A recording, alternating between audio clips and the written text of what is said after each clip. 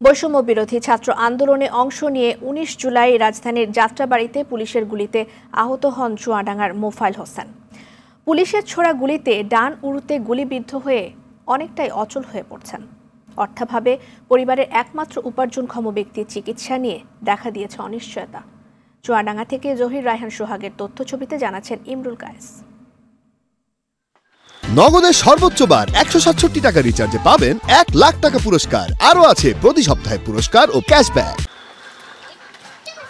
পা থাকতেও পায়ে ভর দিয়ে হাঁটতে পারছে না ২২ বছরের যুবক চুয়াডাঙ্গার মোফাইল হোসেন। চোখে অসীম স্বপ্ন নিয়ে ভাগ্যের চাকা ঘোরাতে এসেছিলেন রাজধানী ঢাকায়, কিন্তু বৈষম্যবিরোধী ছাত্র আন্দোলন চলাকালে যাত্রাবাড়ীতে পুলিশের গুলিতে গুরুতর আহত হন তিনি।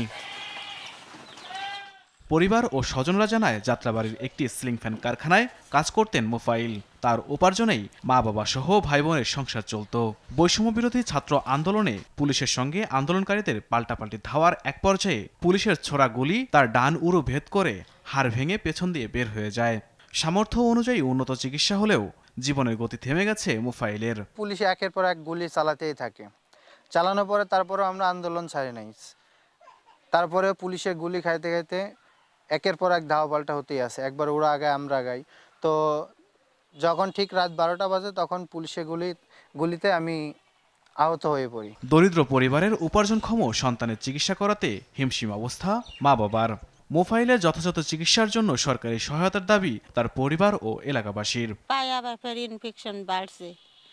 এই যে এখন ছেলের দেখাবো না আমরা দেখাবো, ওর আব্বা তো সপ্তাহে 2 দিন কাজে যায়, 3 দিন যেতে পারে না। টাকা পয়সা তো আমার তো নাই, এখন চিকিৎসা কিভাবে কি করবো? খুব দূর অবস্থার মধ্যে সংসার চালাইতে হচ্ছে আমার। এখন আমাদের মাদানির সমস্যা, আমি তো ঠিকমতো কাজ করতে পারি না। বৈষম্য বিরোধী ছাত্র আন্দোলনে আহত মোফাইলের পরিবারকে সার্বিক সহায়তা দেওয়া হচ্ছে বলে জানান প্রশাসন। উপজেলা প্রশাসন থেকে আমরা সার্বিক সহযোগিতা দেওয়ার চেষ্টা করেছি। তার যে সহযোগিতাগুলো দরকার আমরা আমাদের সাধ্যমতো চেষ্টা করেছি। কখনো কোনো ধরনের সহযোগিতার প্রয়োজন হয় তারা আমাদেরকে জানানোর সাথে সাথে আমরা তাকে পৌঁছে দেওয়ার চেষ্টা করি। ইমরুল কায়েস, RTV।